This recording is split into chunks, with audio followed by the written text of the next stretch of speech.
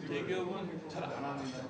해달라고 그랬더니 중견기업, 중견기업 상했을 거예요. 상하시고 개인용으로도 쓸 수 있는 말하는데 개인 프로젝트들은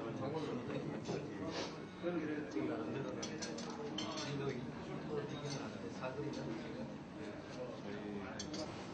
봄비가 벌써 오면 안 될 것 같은데 이 겨울은 겨울답게 좀 추워야지 겨울 장사도 되고 뭐 농사에도 더 도움이 될 것 같습니다.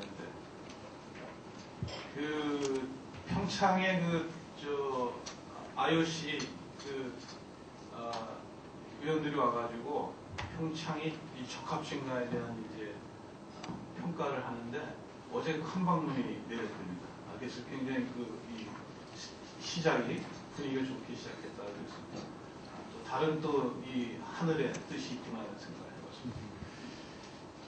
지난달에 제가 저희 하노이 지사에 갔다가 이웃나라의 캄보디아 앙코르와트를 꼭 보라고 해서 1박 2일로 들려서 왔습니다. 정말 많은 분이 가보셨겠습니다만 엄청난 건축물인데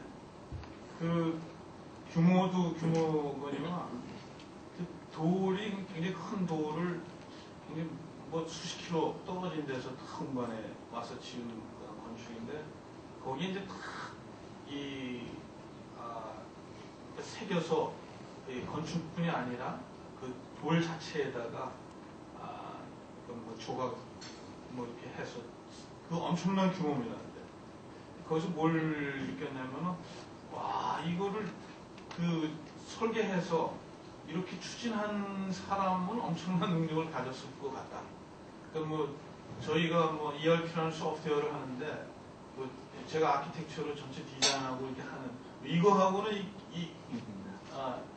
얘기가 안 될 정도의 규모의 엄청난 지식력과 또 조직 동원을 하지 않으면 안 되지 않을까 그런 생각을 가졌는데 그 당시에 아마 11세기에서 13세기 사이에 이제 단계적으로 지어졌다고 하는데 그 당시에는 캄보디아가 그 지역에서는 맹주였답니다. 이 왕들이 굉장히 훌륭한 왕들을 두고 했는데 근데 아시다시피 캄보디아가 크메르루즈가 이 정권을 장악하면서 엄청난 학살을 하지 않았습니다. 그래서 지금은 지식인들을 거의 다 그 당시 크메르루즈가 죽여가지고 이 나라의 경제를 끌고 갈 그런 인재가 없어서 거의 관광 수입이 국가 전체 수입의 절반 이상을 차지할 정도로 아주 그냥 비참한 그런 나라로 떨어졌다는 그런 얘기를 들었습니다. 그래서 이 지도자가 얼마나 중요한가 하는 생각을 다시 갖고 왔습니다. 그래서 오늘은 김일석 회장님께서 진짜 어려운 이 강연을 리더십에 대한 좋은 강연을 해주실 것 같습니다. 예, 김일석 회장님을 박수로 모시기 전에 모시기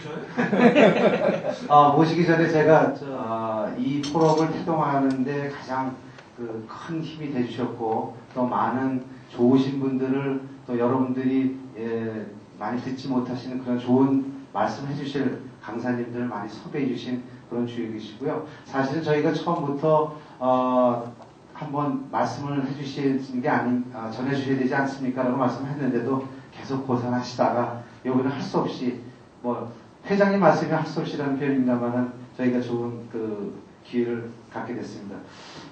잘 아시다시피 알고 계시는 거기 때문에 제가 특별히 소개해드릴 거 아닙니다만은 그래도 말씀을 제가 드리면요. 서울대학교 졸업하시고 한국 미국 공인회계사를 갖고 계십니다. 그래서 3일 회계법인의 창업 멤버시면서 대표와 부회장님을 역임하시고요. 그 다음에 회계기준원의 초대 원장을 역임하셨습니다. 또 학계에서는 이화여대 경영대 교수 및 경영부총장님을 지내시고요. 좀 전까지 2006년도까지 다산회계법인 총괄 대표로 계시다가 2000년 12월부터 딜로이트 안진회계법인 회장으로 지금 재임하고 계십니다.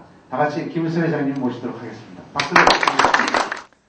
여러분 반갑습니다. 오늘 또 7분 새로 나오신 것을 보니까 저희 포럼에 대해서 관심이 점점 높아지는 것 같아가지고 아주 좋습니다. 제가 그동안 제 역할이 강사 소개하는 건데요. 제가 벤처 리더스 클럽이라는 데 2대 회장을 한 적이 있습니다. 처음 이제 그 초대 회장이 이민아 이제 박사가 하셨는데, 이제 끝나고 맨 처음에 한 게 정문술 회장님이 하셨는데, 그분이 갑자기 그만두신다 그래가지고 이제 그 회장 그 추천위원회를 만들어 가지고 제가 할 수 없이 여기 나이가 좀 들었다 그래서 위원장을 맡았는데, 위원들이 다 도망가고 나서 할 수 없이 제가 2대 회장을 한 1년 한 적이 있는데, 오늘 강사도 막 그렇게 해서 된 것으로 이해해 주시면 감사하겠습니다. 여기 여러 이제 그 다양한 어떤 그 경력을 가지거나 또 이 조직을 가진 분들이 나와 계신데, 아마 이분들의 공통적인 어떤 요소가 아마 크건 작건 간에 각 조직의 리더라고 하는 분이 아니실까 생각해서 오늘 제목을 리더십 연구라고 한번 만들어 봤습니다. 삼성전자가 그 반도체로 돈을 아주 많이 벌었던 소위 1차 반도체 붐이 있습니다. 90년 아마 중반으로 기억이 되는데요. 그때 매일경제에서 리더의 가장 중요한 자질이 뭐냐 하는 이제 서베이를 1년에 한 번씩 한 것 같았는데, 그때 나온 그 결론이 그 이제 압도적으로 나왔던 그 리더십 자질이 뭐냐, 선견력이다, 이렇게 나왔었습니다. 아마 이병철 회장께서 80년대에 반도체를 이제 반도체 쪽으로 진입하기로 결정한 거 하고 한 10년 이상 지나간 다음에 소위 말해서 그 엄청난 이익을 보게 되니까 모두들 리더는 한 10년 정도 앞으로 봐야 되겠구나 하는 그런 얘기가 나왔었고요. 최근에 그 현대경제연구소하고 헤럴드 경쟁가에서 국가 지도자의 가장 중요한 그 어떤 자질이 뭐냐 하니까 비전 제시다. 우리 국민들 많은 분들이 비전이 안 보이는 그런 아마 느낌을 가지고 있는 것 같습니다. 그래서 리더에 대해서 요구하는 어떤 그 자질이라고 할까요? 동복은 각 시대에 따라서 계속 달라지고 있는 것 같습니다. 97년도 그 우리나라 97년 12월에 IMF에 이제 우리가 구제 금융을 요청한 다음에 미국의 월스트리트 저널의 기사를 보면 현재 한국에서는 리더십이 달러보다 더 고갈되어 있다, 이런 표현을 했습니다. 그러니까 참 그렇게 우리 돈이 없어가지고 고생했는데 외국서 보기는 그게 돈이 문제가 아니라 아마 리더십 문제라고 한 것 같아서 리더십 이슈는 뭐 어떤 아무리 적은 조직이든 큰 조직이든 간에 가장 조직의 그 생사 운명을 좌우하는 중요한 그런 요소가 아닌가 싶어서 이 제목을 만들어 봤습니다. 그래서 첫 번째 이제 그 우리 예로 들은 것이 뭐 우리 너무나 잘 아는 하나의 이순신 장군의 리더십을 한번 간략하게 정리해 봤습니다. 첫 페이지에는 제가 불멸의 영웅이라고 표현을 했습니다. 어떤 전쟁 하든지 간에 한 번도 안 진 장군이 있을까요? 아마 없을 것입니다. 17전 17승에 소위 그 어떤 그 뭐 불세출의 명장이라고 볼 수 있을 것입니다. 그 일본 그 해군 사령관 도고 헤이츠라고 하는 분이 일본의 그 전쟁에 아주 뭐 최고의 영웅이라고 볼 수 있는데, 그분 표현을 여기 나온 것 같이 빌리면 이순신과 나를 비교하면 나는 하상한도 못됐나 할 정도로 그렇게 아주 추앙을 받았던 그런 분이라고 볼 수 있습니다. 그 97년 2월 달에 한산도에서 이제 소위 체포가 돼가지고 이제 뭐 여러 가지 그 모함을 받아서 이제 갔는, 그때 전선이 300척이 있었습니다. 근데 불과 그 한 6개월, 7개월 뒤인 9월 달에 다시 이제 그 명을 받아가지고 전장으로 투입이 됐을 때 딱 12척 전선이 남았죠. 그것도 그전 전쟁에서 어떤 장수 하나가 이 전쟁 초기에 겁이 나서 12척을 끌고 도망을 갔습니다. 그것만 딱 남아있는 것이 12척이 남아있었는데, 그 12척의 전선을 가지고 200척의 적성을 격퇴하고 소위 31척의 격침하는 명랑대첩을 이제 견인하셨고요. 그리고 그 전에 있었던 옥포대전 또는 한산대첩에서 배를 한 척도 잃지 않는, 그러니까 거의 보면 완벽한 하나의 어떤 그 전쟁의 영웅이라고 볼 수 있을 것입니다. 제가 그 그러고 보면은 이순신 장군이야말로 거의 뭐 인간이 불완전한 존재라고 하지만 거의 완전한 리더의 모습을 갖추지 않았나 해서 감히 제일 먼저 소개를 한번 해봤습니다. 여러 가지 우리 장군님의 여러 가지 이 리더십의 덕목을 잘 정리를 했습니다만은 어느 하나가 더 중요하고 중요하지 않다고 하지 않을 정도로 모든 면에서 완벽한 그런 스스로의 어떤 이 자세와 부하에 대한 사랑과 그 다음에 또 전쟁을 견인하는 능력과 모든 것을 또 2539일 동안 이 상황을 딱 난중일기로 기록을 했던 하나의 소위 지식경영이 아주 대표적인 그런 또 선두주자라고 볼 수도 있고요. 참 그렇습니다. 그래서 시바르테로가 언덕 위의 구름이라고 하는 책을 쓰고 이 책이 아마 일본의 리더들 중에서 가장 후배들한테 읽히고 싶은 책으로 선정된 그런 하나의 책인데 거기서도 보게 되면 조선의 문무관리 중 거의 유일하게 청렴하고 군사 통제와 전술 능력, 충성심과 용기가 이상적인 군인이라고 아주 그런 극찬을 해놓고 있는 것을 제가 볼 수 있습니다. 인간적으로 보면 참 여러 가지 면모를 저희가 잘 볼 수 있습니다. 첫 번째 제가 이제 어렵게 이제 한시하고 그다음에 우리가 잘 아는 시를 하나 소개를 했고요.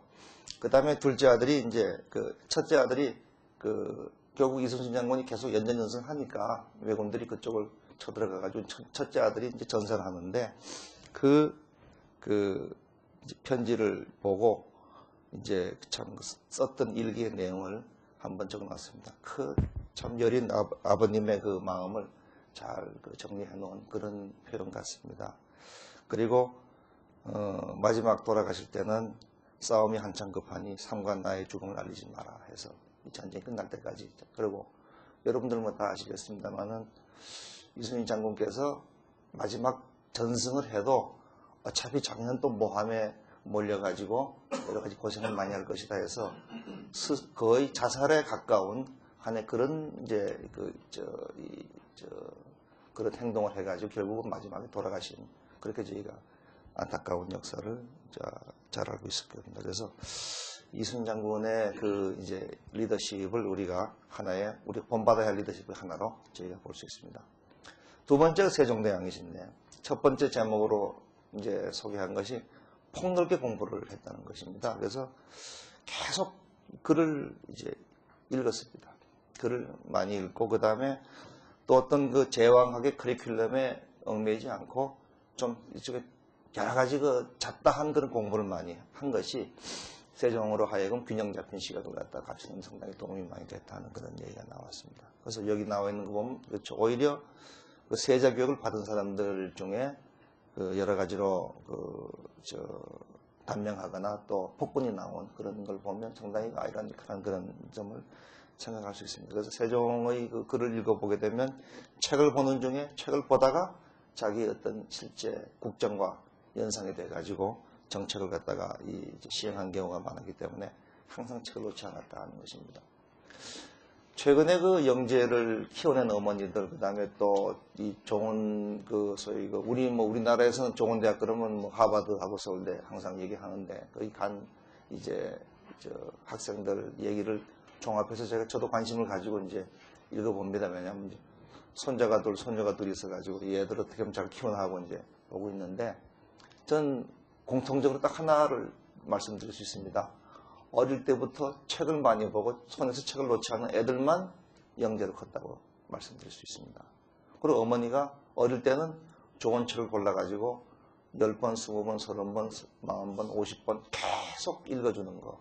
그 다음에 또 크면서는 자기가 책을 손에 놓지 않고 항상 독서를 하는 애들만 결국 제가 보기에는 하나의 지식인으로 이뤄서 잘 컸다고 좀 그렇게 봤습니다. 그래서 여러분들 혹시 애들이 있거나 또 아니면 또 혼자 손자 있는 경우에 책을 손에 놓지 않도록 하는 것은 어릴 때부터 가장 중요한 리더로서의 길을 닦아가는 중요하다고 생각을 해봅니다. 두 번째 세종대왕 리더십의 특징이 토론과 합의라고 볼 수 있습니다.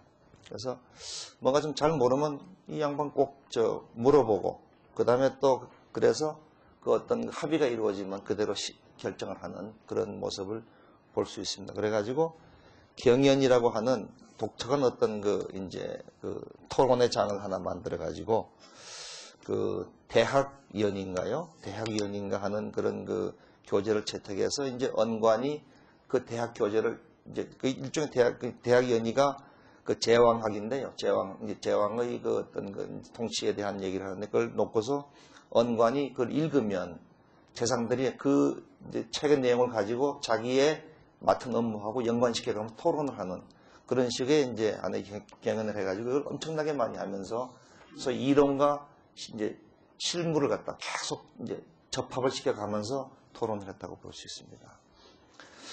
토론을 거쳐서 합의에 이를 때는 이제 반대론자들이 아무래도 많은데 끝까지 참고 참여하도록 하고 그 다음에 이제 그래서 그 목적 중에 하나가 아마 반대파들이 대부분 보게 되면 우리가 반대하는 사람을 보게 되면요 저는 한 90% 가까이는 잘 모르고 반대하는 경우가 많잖아요. 잘 알면 반대가 안 될 텐데 몰라서 반대하는 거고 모르는 상태에서 한 반대가 또 실제 결론되는 경우가 많기 때문에 토론의 반대파들을 열심히 참여시키는 이유가 결국 이 성격과 내용을 파악하도록 하는데 목적이 있었다고 볼 수 있습니다. 그래가지고 왕이 되자마자 첫 번째 한 말씀이 의논을 하자 하는 항상 이 중이 의견을 모아서 어떤 결정을 하겠다고 얘기를 해서 소위 요새 가끔 많이 나왔던 끝장 토론을 이제 봅니다. 봐가지고 반대파들한테 어찌 하면 좋겠는가 물어보고 네가 뭐 안을 얘기해 봐라 그러고 그래서 좋은 결론이 나면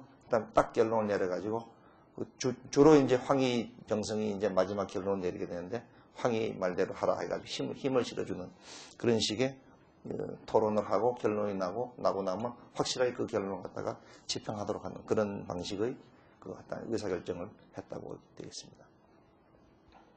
또 하나 열린 정치라고 볼 수 있습니다. 그래가지고 포용정책, 외인들, 또 오랑캐들 다 이렇게 받아들였습니다. 이 열린 정책과 이 받아들이는 이런 열린 자세는 이 큰 조직을 이끌어 나가 성공으로 한 그런 리더의 경우에 항상 가장 중요한 덕목 중에 하나가 하나의 열린 하나의 조직을 가지고 있다는 것이라고 볼 수 있습니다. 그리고 또 그러면서도 여진족을 갖다가 토벌하기 위해 가지고는 온천에 가서 이렇게 쉴 때가 한 데는 온천 가는 척하고 행차도 하면서 그러면서 여진족 토벌을 하고 하는 식의 하나의 고도의 기만체까지 동원하면서 전략가로서의 모습도 잘 보여줬고 그 다음에 인재를 키우고 또 사용하지만 여기 보시면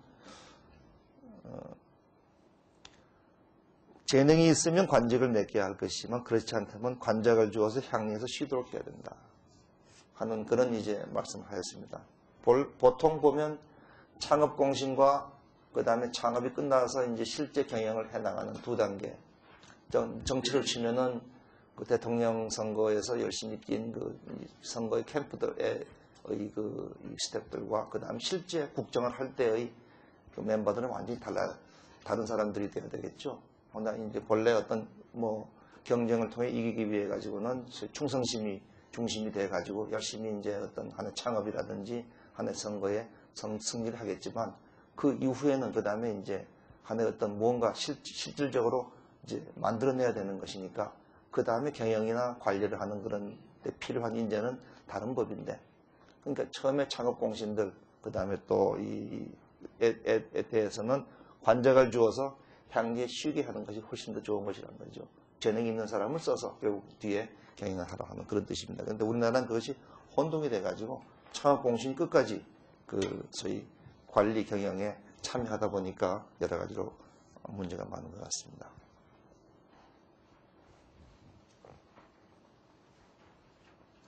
인재를 중시한 것은 여러분들 집현전이라고 하는 것을 우리가 봐도 알 수 있습니다. 세종께서 인재에 대한 어떤 뜨거운 관심을 가지고 사람을 키우고 또 모으는 그러한데 아주 참 탁월한 능력을 발휘했다고 볼 수 있습니다. 보통 인재를 안 쓰는 이유가 세 가지랍니다. 여기 우리의 선조들이 한 얘기를 보면 굳이 몰라서 못 쓰는 거고요. 자기 눈이 어두우면 안 보이죠, 인재가. 인재인 줄 아닌 줄 먼저 모르니까 못 쓰는 게 하나 있고요. 부절. 간절하지 않으니까 못 쓴다.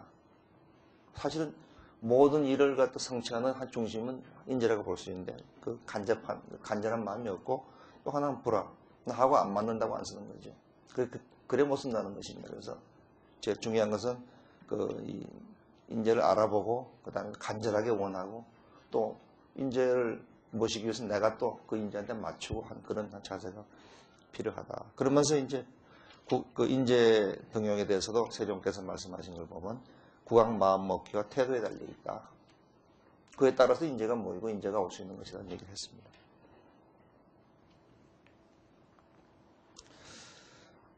그 시대 강희명이라고 하는 그 이제 학자가 있었는데 그 보게 되면 그 사람 거기 이제 우리가 얘기한 사람을 쓰는 방법에 대한 얘기가 많이 나와 있습니다. 그래서 사람에 대해서 소위 적재적소의 사람을 쓰고 위재, 미능, 적절한 일을 주어서 그 사람의 재능을 또 키워주고 그리고 기단 녹장, 그 단점은 버리고 장점은 취해서 사람을 써라 하는 그런 얘기들을 또 역시 그 시대에도 많이 하고 있어서 세종께서는 장점을 취한 인사정책을 많이 썼다 하는 것을 이제 우리가 볼 수 있었습니다. 그리고 또 하나 세종의 그 리더십의 특징 중에 하나가 아주 백성에 대한 뜨거운 사랑이라고 볼 수 있습니다. 그래서 처음에 그 직위를 하면 직위교수라는 걸 갖다가 이제 발간하게 되는데 거기에 시인 발정, 인을 베풀어서 정치를 펴겠다고 말씀하셨습니다. 결국 백성을 위한 마음이고 그것에서 나온 첫 번째 아주 그리고 참 위대한 발명품이 훈민정음입니다. 지난 시간에 훈민정음의 어떤 참 중요성에 대해서는 저희가 아주 잘 정리해서 들었습니다. 또 보면 몸의 정치, 왕이 춤추는 시대라는 표현을 제가 여기다 이제 소개를 했는데요. 소위 경영에서 제일 중요한 게 현장 경영 아니겠습니까? 계속 현장에 가서 확인하고 이제 현장과 가까이 하는 하나의 MBWA Management by Walking Around라고 하는 그런 이제 그걸 실천을 하셨고요. 그 다음에 2조 초기를 보면 그렇게 왕들이 신하들하고도 춤도 추고 그래서 소위 스킨십을 굉장히 많이 했던 것 같은데 후반으로 오면서 이제 그 스킨십 자체에 대한 부정적인 그런 얘기가 나와서 후반에 가면 거의 없는데 초기에는 2조 실록에 1600번인가 이 왕이 춤추는 얘기가 나온답니다. 그만큼 이제 우리나라 본래 춤추고 노래 부르고 하는 거에 선수지만 그러나 이 스킨십을 많이 이제 실제로 실천을 했다는 것을 저희가 볼 수 있습니다. 그 다음에 참 재밌는 게 보게 되면 왕정에서 세제개혁인 공법 자체에 대해서는 이제 어떻게 얼마만큼 세금을 거둘까 하는 것이죠. 이제 대해 가지고 하는데 17년 동안 토론을 해가지고 그 제도를 도입을 해서 마지막 감은 전분연분법인가 해가지고 아마 밭의 질에 따라서 평분을 내서 이제 어떤 공출량을 정하고 세금을 정하고 또 연도별로 흉년과 평년을 갖다 다 이제 합쳐가지고 이제 그걸 갖다가 정하는 그런 방법을 하면서 17만 명에 대해 가지고 여론조사를 통해서 해줬다. 하나의 소위 말해서 소위 모든 사람으로부터 합의를 도출하는 그런 과정을 특히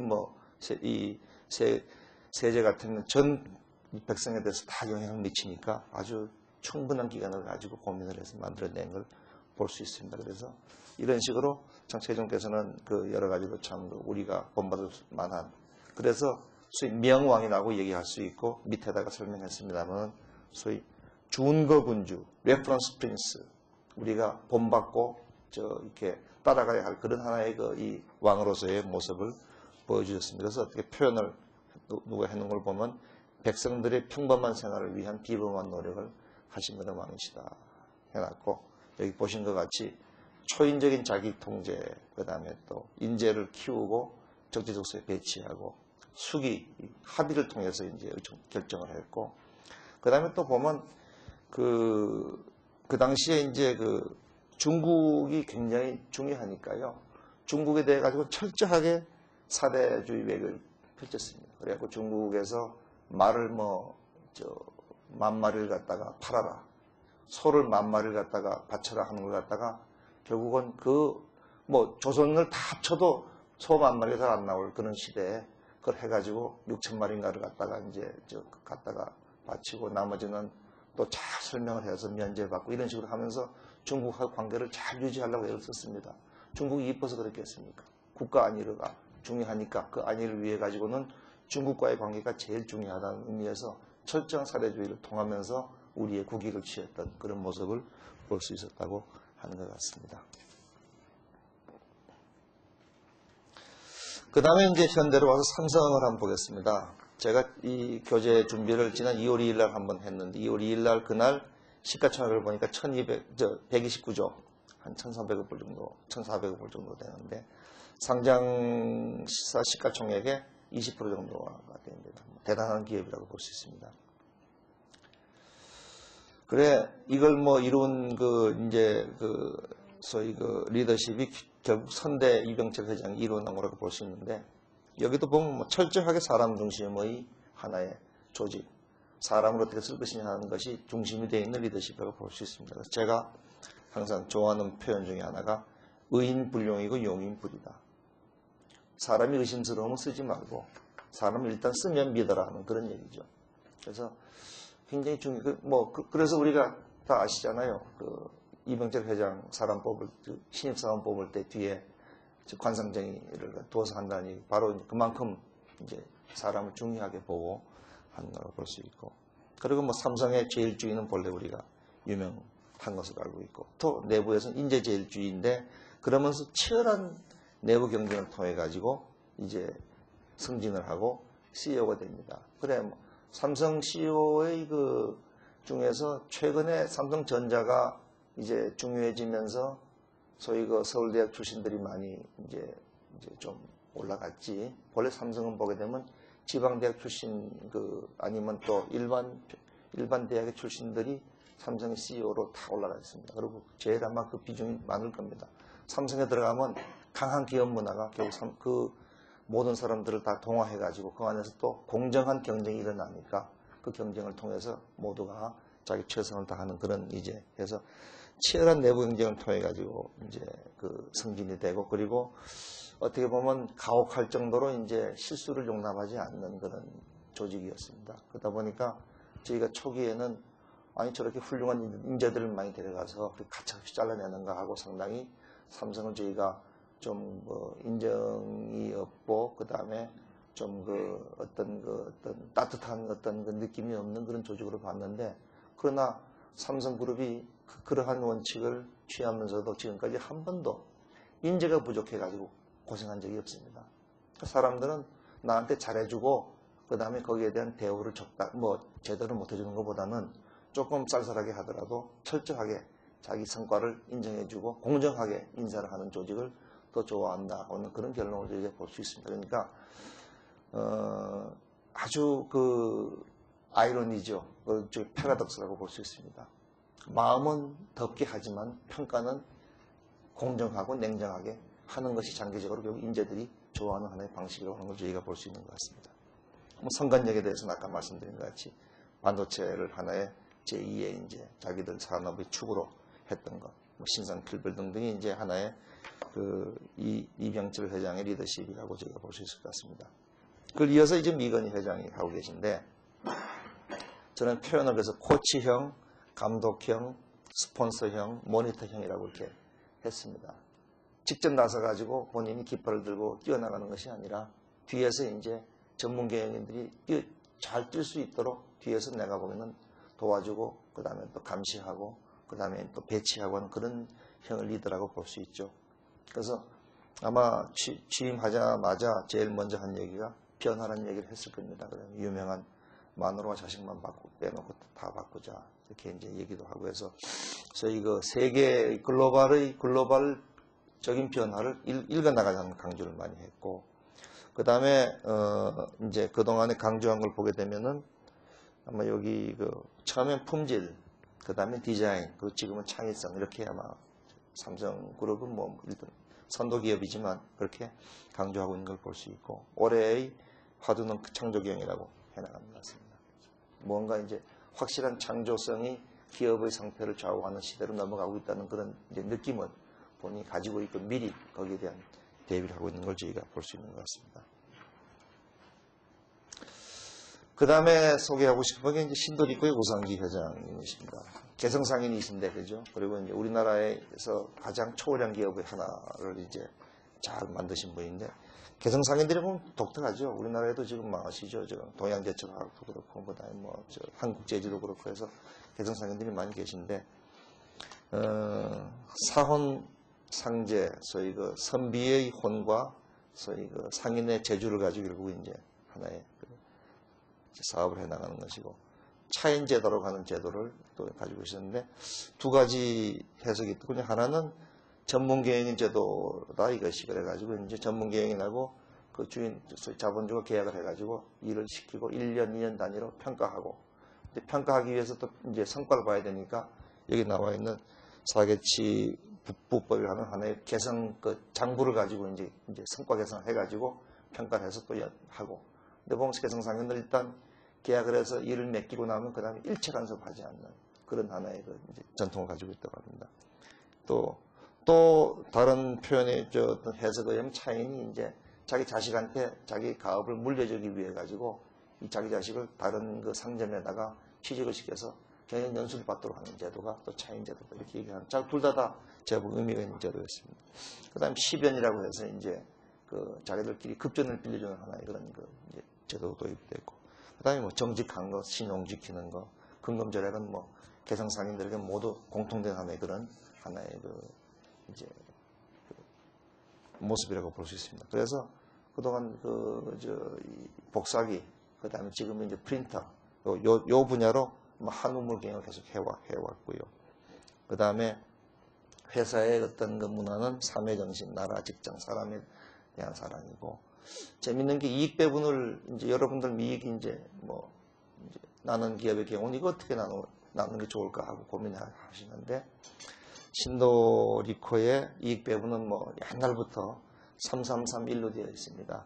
3은 주주에 대한 주주것, 또 3은 또 회사의 우리 그 조직 구성원들 것, 또 3은 회사의 발전을 위한 유보, 이런 사회 환원, 이렇게 3331로 해가지고 자기들 이익을 항상 배분해 왔습니다. 그래서 그 이익을, 그 원칙을 잘 지켜왔고 지금도 진행되고 있고. 그 다음에 보면은 지금은 그런 경우가 별로 없지만 옛날에 보면 밥 먹는 게 큰일 아닙니까? 그러니까 꼭 이 유상기 회장님 보면 밥 먹었냐고 물어보고 좋은 거 보면, 그리고 이제 저녁 때 퇴근하려고 그러면 밥 먹고 가라고 또 붙들어서 밥 먹여서 보내는데, 보통 왜 옛날 오래된 이 공장 식당 같으면 왜 그냥 이 콘에다가 담아주지 않습니까? 그러지 않고 꼭 그 밥그릇하고 국그릇에 담아서 밥을 먹이는. 아주 그러니까 참 보면 개성상인들 아주 깍쟁이고 철저한 그런 계산에 근거하지만 참 보면 더운 마음에 사람 중심 경영을 했다. 그러니까 참 이 구성원들에 대한 따뜻한 마음을 가지고 한 게 참 저희로서는 인상 깊었습니다. 지난번에 우리 여기 와서 또 얘기를 해주셨던 유한 킴벌리의 문국현 사장 보면 특별한 분이죠. 그 리더십 저희가 연구를 할 필요가 있습니다. 그래서 보면 제가 표현을 청교도적인 윤리성, 소명의식 및 봉사정신을 가지고 있는 분이라고 표현을 했습니다. 그분 가방 하나만 딱 들리면 딱 전도사 같으신 분이시죠. 아주 정말 자기 절제, 그 다음에 이런 사회에 대한 봉사정신이 투철하고, 저는 자주 만나는 편인데, 어떻게 이렇게 그 많은 일을 하면서도 다 성과를 내는 그런지, 제가 좀 한번 다음에 좀 더 비결을 더 물어보고, 다음에 이제 소개를 한번 더 하겠습니다. 가장 중요한 것 중에 하나가 이제 사조 2교대제를 통해 가지고, 이제 그 조직 내의 어떤 소위 퀄리티 오브 라이프를 워킹 라이프를 확실하게 만들었고, 동시에 지식 경영의 기반을 닦아서 그분이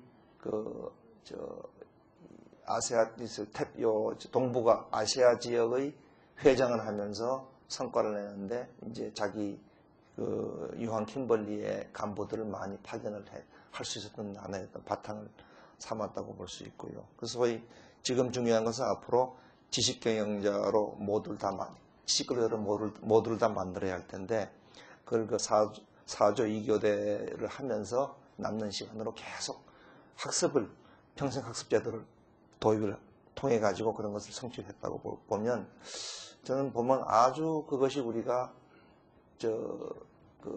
본받고 실천해봐야 될 하나의 시스템을 생각합니다. 대부분 경우에 뭐 이거 주로 그러니까 특징이 하나 있죠.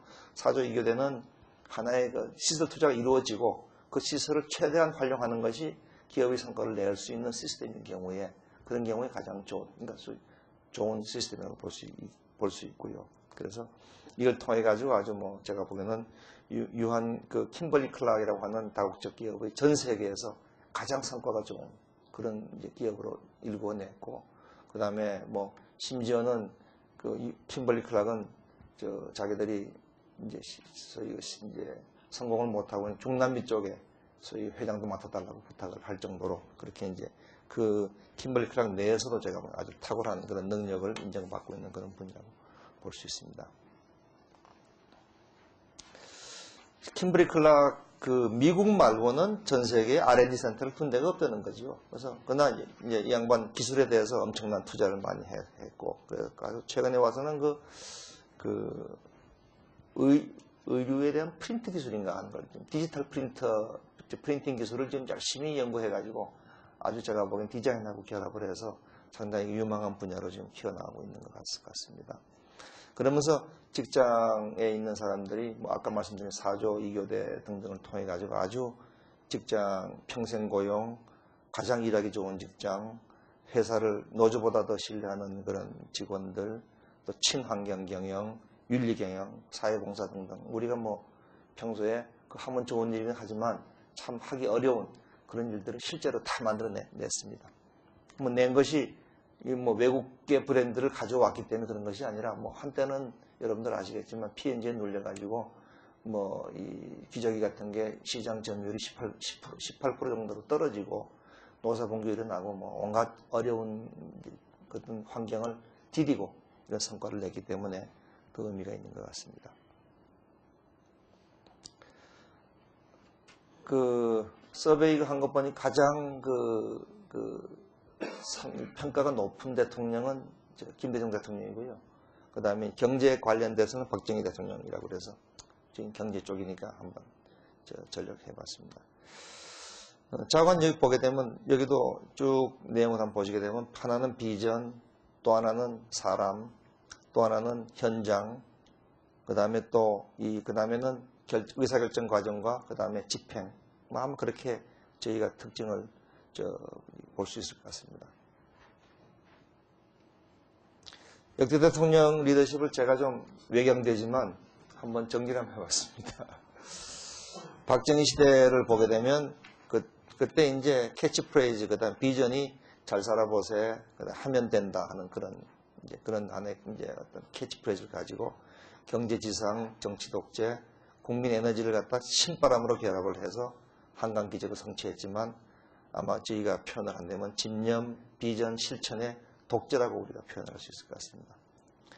전두환 시대는 뭐 우리가 다 지나갔지만 철구한 정치, 물가 안정, 3조 호황, 그러나 정경유착으로 해서 일관성 있는 철권 정치라고 표현했습니다. 그러니까 보면 기업을 하는 사람들이 가장 싫어하는 게 불확실성인 것 같아요. 그러니까 확실성 자체가 도덕적으로 뭐 옳다 아니면 또 무슨 그것이 문제가 아니라 방향이 어떻게 정해져 있는가가 굉장히 중요한 것 같아요. 그래서 전두환 시대에는 뭐라 그럴까 확실한 어떤 그 방향성이 이게 뭐 도덕적으로 우리가 옳지 않음에도 불구하고 확립이 되어 있기 때문에 아마 이 경제가 안정이 되고 발전이 쉽지 않을 수 있는 것을 봤습니다. 그러니까 프로세싱이 굉장히 참 나쁜 거라고 볼 수 있죠.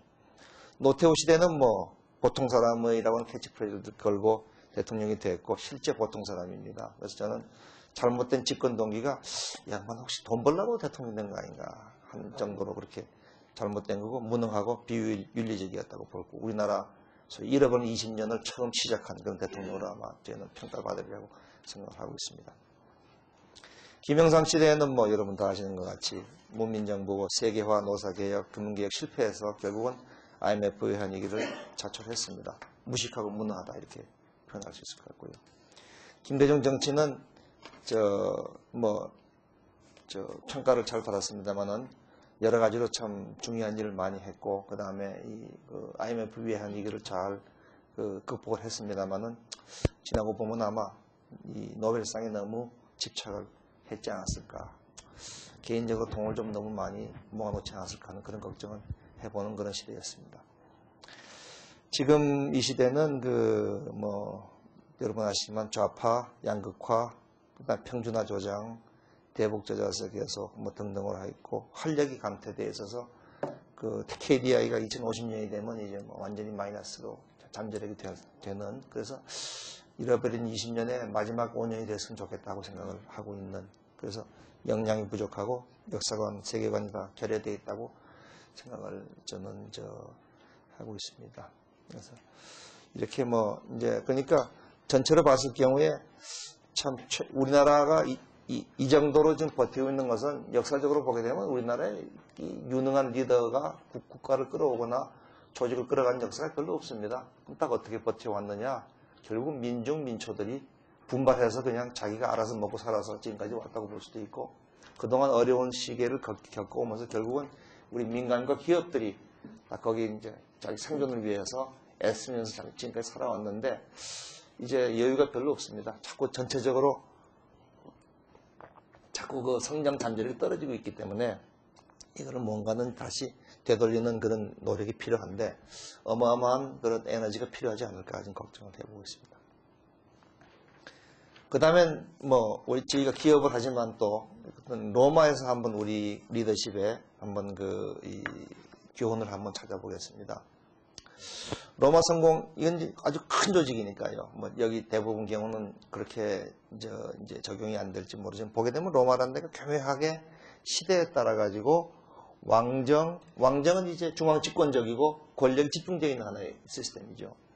귀족정은 뭐냐면 하나의 왕권 신권에서 신권을 중심으로 어떻게 보면 이제 하나의 엘리트 중심의 하나의 어떤 권력 이제 지배체계라고 볼 수 있습니다. 일단 두 번째가 시민의식이죠.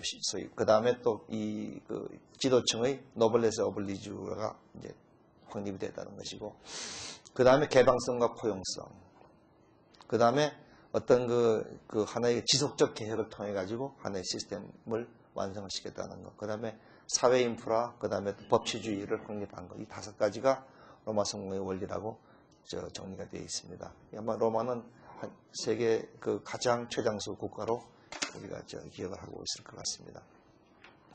그래서 로마 정신이라고 볼 수 있는 것을 보게 되면 크게 3가지, 공동체 정신, 그 다음에 자발성, 그리고 신의, 신뢰, 이 3가지가 이제 중요한 폭이라고 합니다. 로마 자체의 시스템을 소위 지탱해낸 하나의 어떤 이제 정신이라고 볼 수 있습니다. 그 다음에 또 하나의 힘의 원천은 로마군입니다. 로마군은 본래 시민들이 이제 어떤 위기가 생기면 스스로 나가서 구성됐던 것이 로마의 하나의 군대였고, 급여를 받게 된 것은 아마 상당히 시간이 지나고 나서, 왜냐하면 시민들이 군대에 갔다 오고 나니까 그 기간 동안 자기 어떤 생활을 할 수 없어가지고 어려워지니까, 그래서 돈을 모아서 이제 하나의 보수를 주기 시작한 것이 로마 군대였답니다. 그리고 그러면서 고도의 엄격성과 복종심으로 된 하나의 규율과 훈련 등등이 요소가 됐다고 합니다. 그래서 물론 국가라고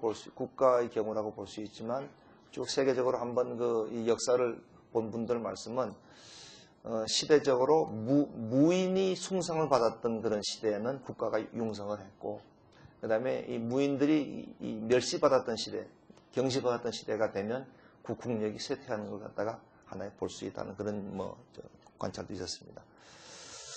로마 역시 저희가 보는데 가장 중요한 게 노블리즈 오블리제, 귀족의 책무라고 볼 수 있습니다. 그러니까 항상 귀족의로서의 어떤 특권을 누리는 동시에 그보다는 더 의무를 다하는 고귀한 신분으로 행동했기 때문에 가능한 것이다. 내용을 읽어보시게 되면 봉급을 지불해야 되면 귀족들이 제일 먼저 기부를 했고, 그 다음에 또 칼 타고 전쟁을 하기 위해서 이제 원로원이 국채를 발행하자 하면서, 그때는 뭐냐면 아예 국채를 살 사람을 유산계급, 돈 있는 사람들, 원로원, 의원, 정부 요직에 있는 사람들만 살 수 있도록 했는 겁니다. 거기다 이제 부담을 시키고, 그 다음에 또 한나의 전투 대패를 하니까 원로원 의원 전원이 부동산을 빼놓고 자기 재산을 다 국가에 헌납하는 그런 자세를 보였습니다. 또 그래서 칼타고 그 전쟁을 승리로 이끌고 난 뒤에도 보게 되면 원로원 의원들 대부분이 이제 전쟁에 참여해서 싸웠고, 또 그 다음에 자기 재산 다 내놓고 했기 때문에 시민들, 로마 시민들은 원로원에게 공공 업무에 관한 절대적인 지배권을 남겨줬습니다. 그만큼 이제 이 시민과 하나의 그 지도 청사의 신뢰가 형성이 된 거죠. 하나 예를 그 밑에 들어놓은 걸 보시게 되면, 그 500년 동안 귀족 수가 5분의 1로 감소를 했는데 원로원 의원이 100명에서 300명으로 늘었으니까 실제 15분의 1로 줄었죠. 줄은 건 뭐냐면 귀족 자원이 없어져서 그런 거죠. 전쟁만 나면 가장 먼저 뛰어나가고 거기서 또 죽으니까 결국은 뭐냐면 이 귀족 숫자가 줄어가지고 원로원에서 차지하는 비중이 자꾸 줄어드는 얘기입니다. 그 다음에 또 이 유럽의 귀족들 중 보면 병신들이 많다는 거죠. 주로 왜 병신되냐? 전쟁이 나면 제일 먼저 뛰어나가니까. 그래가지고 이제 내가 보면 전사도 많이 하고 또 실제 부상을 당해가지고 하나의 이제 몸이 상하지 않은 사람들이 많다. 그만큼 이제 유럽 이 로마의 어떤 이 정신을 받아가지고 위기가 생기면 항상 제일 먼저 그 위기를 갖다가 이기기 위해서 뭐 본인을 희생하는 것이 로마의 정신이라고 볼 수 있습니다. 그런데 이제 결국 국가가 쇠망을 하면서 그런 정신이 자꾸 이제 없어지는 거죠. 결국 절제의 미덕이 상실이 되고, 그러다 보게 되면 여기 나온 것 같이 지도적 소수자가 창조적인 능력을 상실하게 되면 다중들은 그 사람들을 모방하면서 그 사회가 형성이 되는데, 그러면서 이제 소위 힘이 약화가 되고 통합이 무너져서 결국 멸망하게 된다. 그것은 뭐 국가도 마찬가지고 모든 조직이 마찬가지라고 봐야 될 것 같습니다.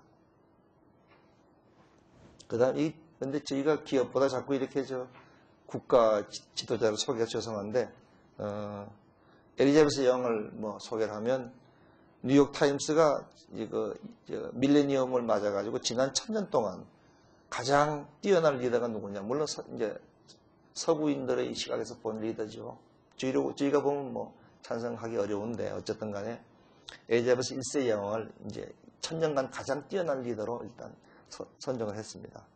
그 엘리자베스 1세 여왕은 뭐 제가 역사는 잘 모르지만 그 읽어보면 어머니 앤 여왕이 아들 못 낳는다고 이제 관역대로 이제 누명을 씌워서 처형을 당했고 하다 보니까 어릴 때부터 생사의 체험을 뭐 아주 자기가 절절히 느끼면서 커서 그것을 갖다가 위기생존법으로 다 승화시켜가지고 했고, 영국이 거의 쇠망한 상태에 있던 영국을 45년간 세계 최강국으로 바꿨던 그런 하나의 리더라고 평가가 되고 있습니다.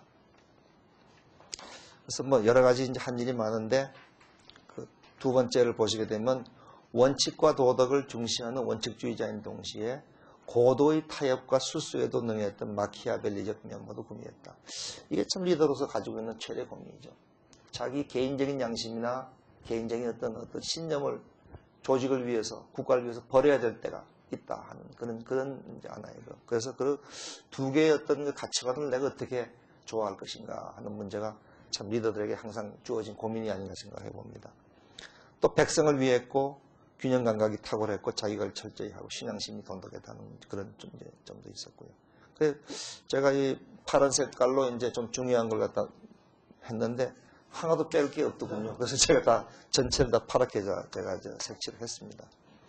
그래서 비전, 현장 감각, 비전은 하나 멀리 보는 것이고 현장 감각, 이걸 이제 실천을 의미하는 것이고, 그 다음에 또 계속 공부를 했다는 것도 세 번째에 나옵니다. 그 다음에 또 대화술, 웅변술, 글솜씨가 뛰어났고 인내심이 강하고 필요한 경우에는 단호하고 과단성 있는 태도를 보여서 음모를 꾸민 적대 세력은 가차없이 처단을 했고, 결코 위협에 굴복하지 않고, 그러나 활기가 넘치고 자상하고 친절하고 국교 이외의 종교에 대해서 관대하고 중용과 타협의 정신으로 국사를 처리하고 아주 완벽에 가까운 그러한 모습을 보여줬다고 볼 수 있습니다.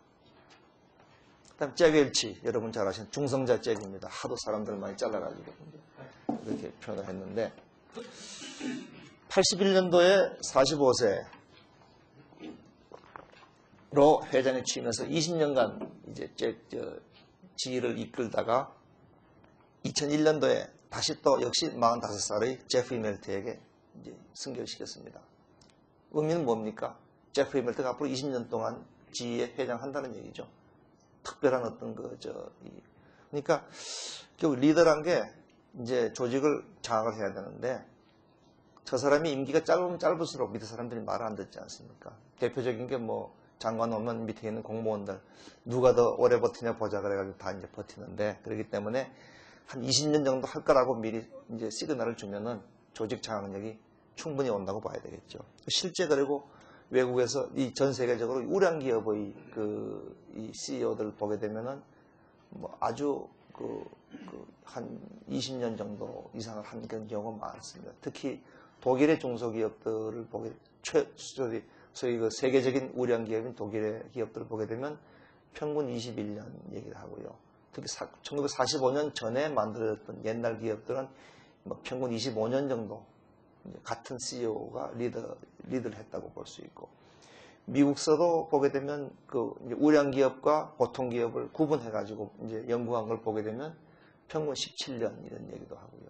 그리고 또 이제 어떤 또 성공적인 기업들을 뽑아 가지고 CEO 재직 기간을 다 합쳐 보니까 1700년 정도 되는 이제 뭐 한 20몇 개 기업을 모아서 외부에서 CEO가 온 적이 얼마나 있나 봤더니 불과 뭐 한 10몇 년 정도만 있고 나머지는 다 내부에서 승진했다 이런 얘기를 하는데 우리나라도 보게 되면 뭐 재벌들 삼성이라든지 하나의 이제 오너가 있는 기업들은 뭐 소위 테너를 받았으니까 뭐 그 안에 재직 기간이 의미가 없을 정도로 그렇고 그 다음에 포스코 같은 것도 봐도 박태준 회장이 20년을 갖다가 하나의 혼자서 했기 때문에 그만한 성공을 이루었다고 볼 수 있습니다. 그러니까 제일 좋은 것은 사실은 그렇습니다. 그러니까 아주 탁월한 리더를 뽑아가지고 오랫동안 맡기는 것이 가장 좋은 방법이라고 봐야 되겠죠. 그러나 그것이 이제 뭐 잘 안 됩니다. 그래서 그 재결치는 기본적으로 구조조정, 그 다음에 워크아웃, 그리고 내부의 의사소통을 이제 소위 심레스한 조직을 만드는 거, 식시그마, 이 비즈니스 쪽으로 지금 이제 하나의 계획의 하나의 테마를 바꿔가면서 계속 지휘를 변모시켜 왔고 지금 이렇게 진행이 되고 있다고 볼 수 있습니다. 그렇게 이제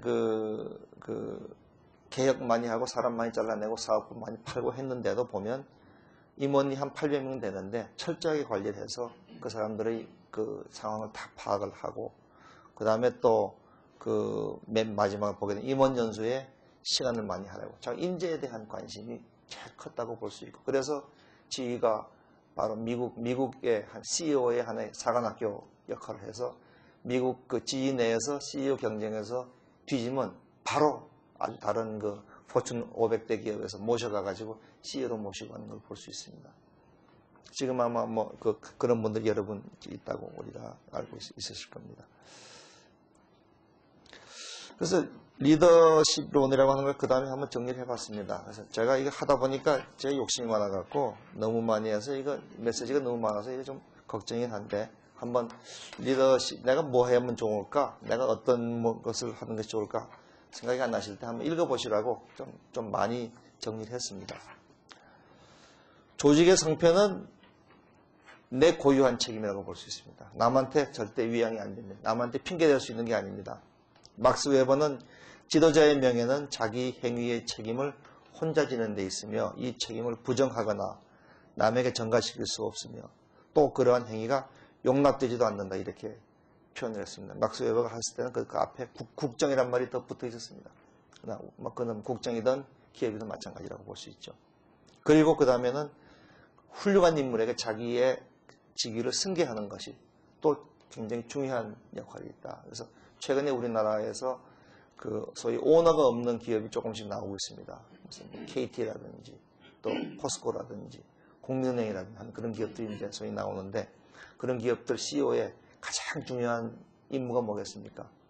자기 다음 CEO, 좋은 CEO가 또 그 자리를 승계할 수 있도록 하는 것이 중요하다고 보고 그래야 기업은 지속 가능하다고 보죠. 그것을 그러니까 기업이 지속 가능하지 않은 가장 중요한 이유는 그런 그 대를 이어갈 수 있는 좋은 CEO를 우리가 육성시키고 그다음 그 자리를 올리는 시스템이 안 돼 있는 그런 기업들 경우는 언제든지 제가 보기에는 중간에서 사라질 수 있다고 우리가 봐야 될 것 같습니다. 굉장히 중요한 시스템이라고 볼 수 있죠. 리더 임무는 기업의 경우에 조직의 생존과 번영을 지속시키는 것이라고 볼 수 있습니다. 그래서 이제 제일 중요한 게 우리는 그 어디로 간다 하는 방향을 정하는 것, 비전 제시하고 비전을 달성하는 하나의 전략을 선택하는 것이 중요해요. 전략은 이제 하우에 들어가는 것이, 비전은 우리가 왓에 들어간다고 볼 수 있죠. 또 업무와 업무와의 관계, 사람과 사람과의 관계를 설계하고 적재를 적소에 배치하고 이들에게 분명한 권한과 책임을 부여하고 조직의 성과를 공유하는 것이 굉장히 중요하다고 생각해요. 요 표현은 조직의 성과가 바로 이 설계에 따라서 얼마든지 달라질 수 있다는 것을 여기 의미를 내포하고 있습니다. 그러니까 일종의 그 조직의 성과가 조직 안에 있는 사람들의 그 어떤 그 역량에 의해서 정해지는 것이 아니라, 역량도 물론 기본 역량은 갖춰야 되겠지만 중요하지만 각 조직 내에 있는 각 사람들의 역량보다는 그 사람과 업무를 어떻게 연결시키느냐, 사람과 사람 간의 관계를 어떻게 정하느냐 하는 그런 것이 그냥 업무를 어떻게 배치하냐 하는 하나의 조직 디자인이 훨씬 더 중요하다는 것을 의미하고, 그 성과는 제가 보기에는 어마어마한 차이가 날 정도로 벌어진다. 그 설계를 잘못하는 것에 따라서. 그렇기 때문에 조직을 설계하는 것이 이 소위 리더의 굉장히 중요한 하나의 임무고, 아마 대내적으로는 조직의 어떤 성패가 여기에서 의해 정해진다고 보셔도 될 것 같습니다. 그 다음에 리더는 크게 세 가지 역할을 한다고 볼 수 있는데, 하나는 창조자로서의 역할이 있고, 하나는 지도자로서의 역할이 있고, 또 하나는 아마 관리자, 이렇게 크게 세 가지가 있는데, 관리자에 대해서는 얘기 안 했습니다. 그건 일반적으로 하고 있는 것이기 때문에. 그래서 창조자로서의 리더의 역할이 있는데, 그는 아마 변화를 적응하고 예측하고 변화를 만들어 나간다. 그래서 궁극적인 모습이 변화를 만들어 나간다는 의미에서 창조자라고 하는 표현을 했는데, 그 역할을 해야 될 것이고, 변화에 대한 하나의 어떤 그 변화 관리자로서의 역할을 해야 될 것이고, 또 하나는 아까 말씀드린 기업 내부에 있는 이 구성원들을 끌고 나가는 하나의 조직 목표와 구성원들 간의 어떤 관계를 잘 정립해서 어떤 소위 최적화를 이루는 그런 역할을 하는 것이다. 소위 조직 목표와 구성원 개인 목표 간의 갈등, 단기 최적, 장기 최적 간의 갈등, 그 다음에 또 전체와 부분 간의 갈등, 이것들을 잘 조정해 나가는 하나의 리더로서의 그런 모습이 라고 이제 말씀드릴 수 있습니다. 그래서 이 리더는 결국은 구성원들에 대한 배려, 솔선수범, 그리고 자기희생, 이것이 하나의 그 조직을 끌고 나가는 한 지도자로서의 가장 중요한 덕목이라고 말씀드릴 수가 있습니다. 그래서 그 다음에 이제 여러 가지 얘기를 말씀을 드렸고, 그 조직이 장기적인 생존과 번영을 보장받으려고 하면은 소위 조직 내 지성적 소수, will minority, 그 다음에 또 창조적 소수, 또 순교적 소수, 필요한 경우 자기를 던져서 하나의 순교할 수 있는 그러한 리더십 그룹이 필요하다. 또 말씀드릴 수가 있습니다. 어떤 변화를 만들거나 역사를 이끌어 나갔을 때 극히 소수의 리더들이 아마 했다고 볼 수 있죠. 그 극단적인 케이스가 제정 러시아를 갖다 무너뜨린 볼셰비키 혁명의 단 100명의 핵심 인력이 그 제정 러시아를 다 무너뜨렸다고 하니까 아마 그 조직 내에 하나의 어떤 이 소수의 어떤 그 지도층은 굉장히 중요하다고 봐야 될 것 같습니다.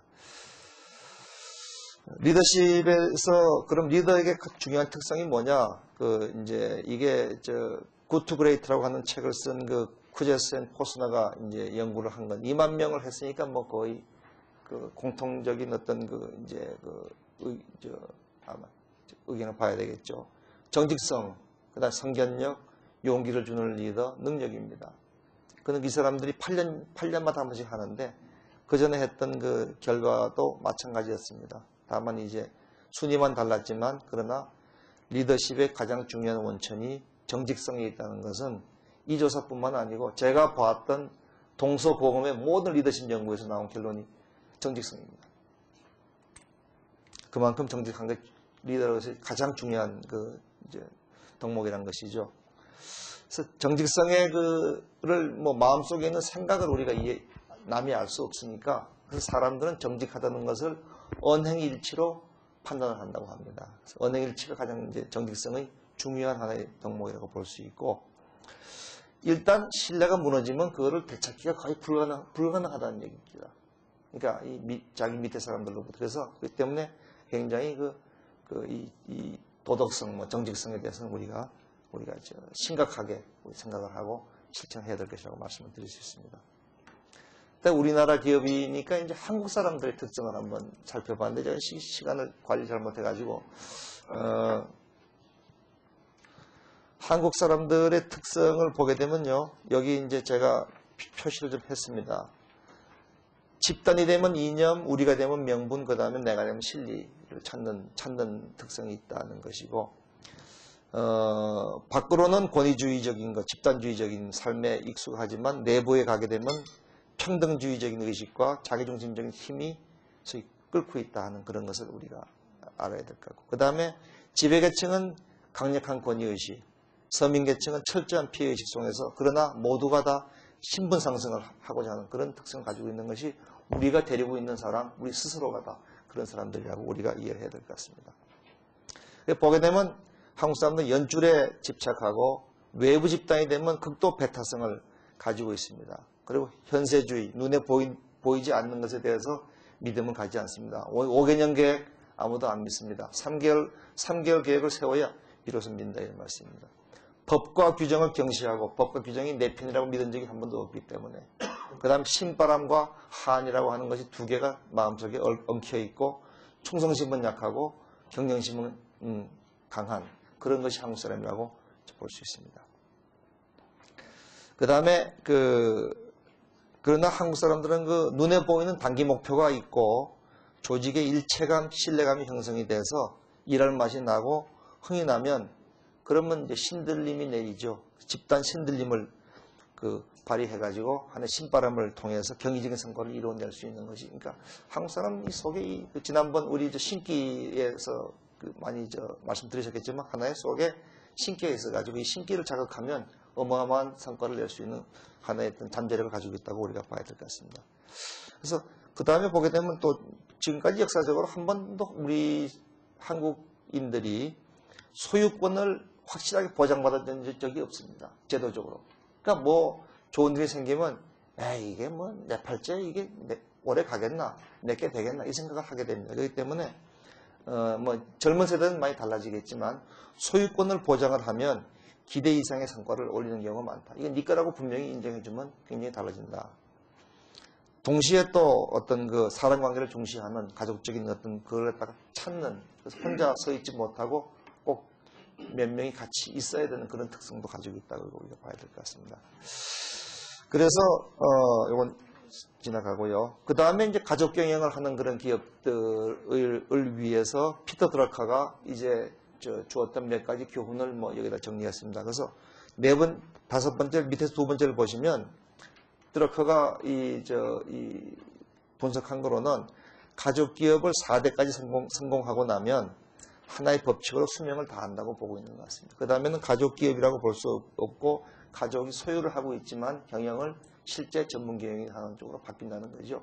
가족이 관여해서 실제 성공하는 것은 4대까지만 끝난다 하는 것을. 그래서 뭐 우리나라 재벌 문제를 가지고 지금 여러 가지로 사회적으로 뭐 정치적으로 말이 많지만 그건 하나의 법칙으로 시간이 얼마 지나가면 다 해결될 일이라고 저희가 봐도 좋을 것 같습니다. 리더의 역할이라고 이제 정리를 제가 15번에서 했고요. 그 다음에 리더의 요건을 제가 16번에서 이제 말씀을 드렸습니다. 도덕심과 정직성부터 시작해서 승부욕까지 이 8가지의 어떤 하나의 요건을 했는데 한 번씩 읽어보시죠. 계속 하루에 한 번씩 읽어보시면 이게 내가 리더로서 같이 해야 될 덕목이구나 하고 아마 느끼실 겁니다. 그래서 하고 마지막 페이지로 가서요. 그래서 한국 기업의 CEO, 지금까지 저희가 쭉 봤던 우리 선대들, 그 다음에 다른 기업의 훌륭한 리더들의 리더십을 우리가 쭉 보면서 또 한국 사람이라는 특징을 가진 그런 사람 구성원들을 내가 데리고 기업을 한다는 관점에서 봤을 때 내가 어떤 우리 한국 기업의 CEO들 어떤 것이 중요할까 하고 한번 생각을 해서 정리를 했습니다. 첫 번째가 선전력과 통찰력을 통해서 비전을 제시한다 하는 것이 제일 중요하다. 기업이 어디로 나간다, 그리고 앞으로 얼마가 지나면 무엇을 성취한다고 하는 분명한 꿈을 제시하는 것이 이 기업의 굉장히 중요한, 리더의 가장 중요한 하나였던 것이다. 밑에 사람들 불러서 물어보시면요, 젊은 사람들 그저 쉽게 하는 얘기가 비전이 분명치 않습니다. 비전이 없습니다. 있다고 소리 굉장히 많이 합니다. 그렇기 때문에 확실한 비전을 갖다 제시해 주는 것이 중요하다. 두 번째가 언행일치하고 솔선수범한다. 언행일치가 아까 말씀드린 정직해야 된다는 것을 의미하는 것이고, 솔선수범이 밑에 사람들에게 내가 하나의 모델을 보여. 내가 소위 하나의 솔선수범하고 하나의 어떤 롤 모델을 보여야 한다는 그런 의미로 말씀드릴 수 있고, 그 다음에 공부 계속 해야 된다는 것. 독서와 현장 방문을 통해서 계속 공부를 해야 한다는 점이고, 그 다음에 시장, 고객, 구성원들의 다양한 의견을 경청하고 존중해야 될 것이다. 항상 듣는 자세로, 그 다음에 이 시장의 소리, 고객의 소리, 그 다음에 구성원들의 소리를 항상 경청하고 그걸 갖다 바탕으로 해서 의사결정을 내려야 한다는 말씀이고, 내린 결정은 반드시 실행해야 된다. 아까 이 얘기는 아까 앞에 나왔던 언행일치와 비슷하다고 볼 수도 있죠. 그러나 언행일치는 하나의 개인의 덕목에 대한 얘기고, 이 내린 결정을 실행한다는 것은 하나의 이제 경영에 있어가지고 실천력을 보여주는 것입니다. 그 다음에 업무와 성과의 오너십을 인정해주고, 구성원들에 대해서 외부 목표 지향적인 내부 경쟁 체제. 말이 좀 깁니다만은 목표가 밖에 있고 그러나 안에 있는 구성원들이 건강한 경쟁할 수 있는 시스템을 만들어요.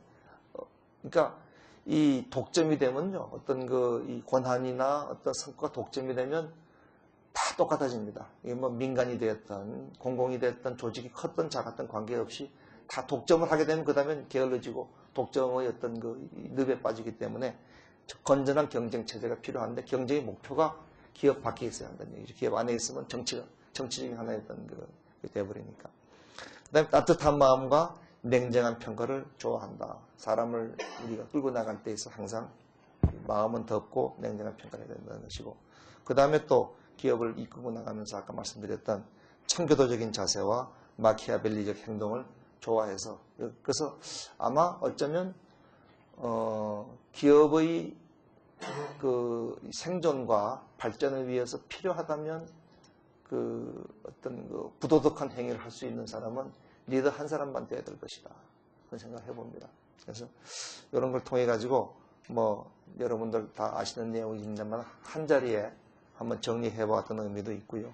그 다음에 또 조직이 커지면서 점점 더 아마 리더십이라는 것이 경영에 중요한 것이 되고, 그리고 성공기업과 실패기업의 차이를 얘기하라 그러면 거의 한마디로 리더십의 차이라고 얘기할 수 있을 정도로 리더십은 경영의 성공과 실패를 가름하는 가장 중요한 요소라고 하지 않을 수 없습니다. 그래서 적으면 가정이라고 하는 조그만 조직, 크면 국가까지 또 해서 모두가 다 우리 여기 계신 분들이 아마 그것을 리더 역할을 하시게 될 텐데 조금 더 도움이 됐으면 좋겠습니다. 마치도록 하겠습니다. 감사합니다. 저는 여기 포스코 빌딩에 벤자 코리아라는 비즈니스 센터에서 이제 헤드헌팅을 하고 있어요. 그래서 이제